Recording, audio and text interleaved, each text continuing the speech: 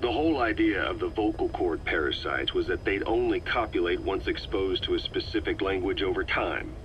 But the parasites infecting our men in the laboratory laid their eggs straight away. The larvae were eating their lung tissue almost immediately. What kind of mutation was it? Those who were infected and cured still carried the vocal cord parasites in their throats.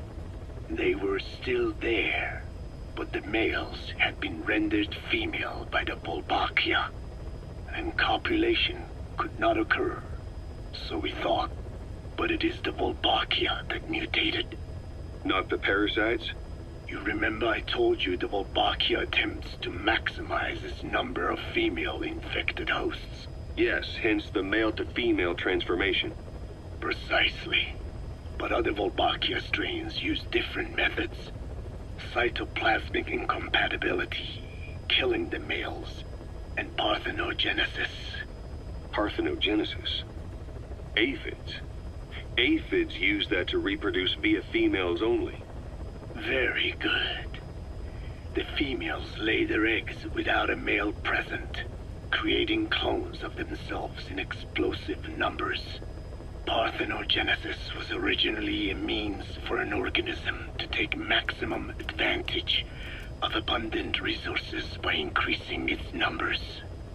Certain strains of Wolbachia force this to occur, to create more and more infected females.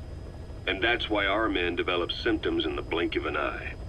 Wolbachia causing parthenogenesis is common in parasitic wasps.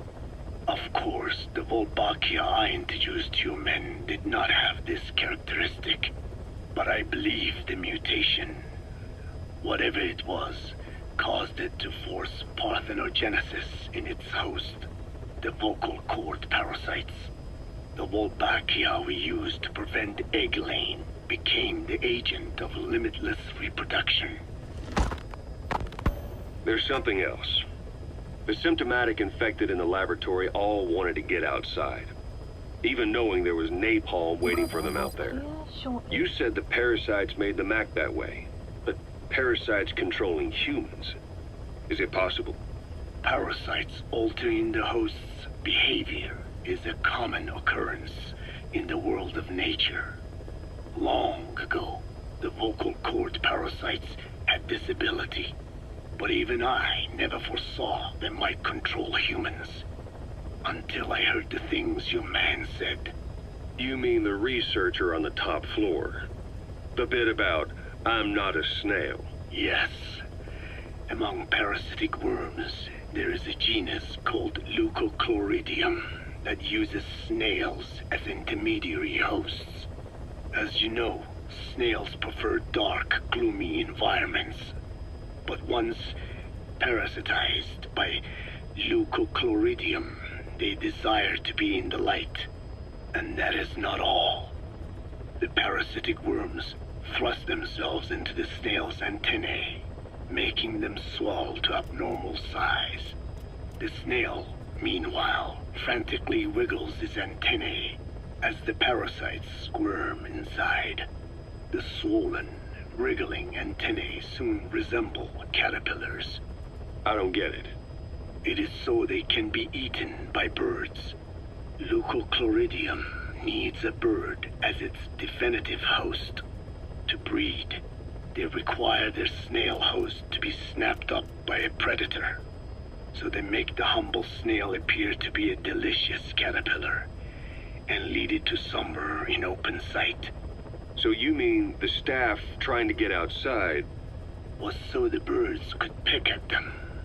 The parasites altered their mental state, making them crave higher places and to be outdoors.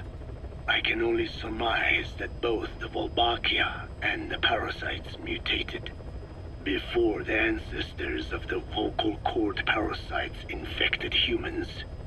Their hosts were birds. What we saw in the laboratory was some throwback to that time. The parasites attempting to make birds their intermediary hosts. It sounds insane. A praying mantis that is host to a parasitic hairworm. will dive into water and drown itself, just so the hairworm can lay its eggs in water. Rats infected with Toxoplasma gondii lose their instinctive caution and run right up to cats. Just some of the many ways parasites control the host. But we're humans. Surely our minds are too complex for that. I thought just the same. Free will is what makes us human, so it never occurred to me that the parasites could be controlling the symptomatic. But the mood, the will of a person can be easily affected by the balance of their cerebral substances. Take the toxoplasma I mentioned. It does infect humans, and it is thought the infected develop a more reckless attitude. But to think that mutations occurred in both the Wolbachia and its parasite hosts... Your observation is most apt. Both mutations occurring at once indicates the presence of a powerful mutagen. I see. Keep working on narrowing down what it was.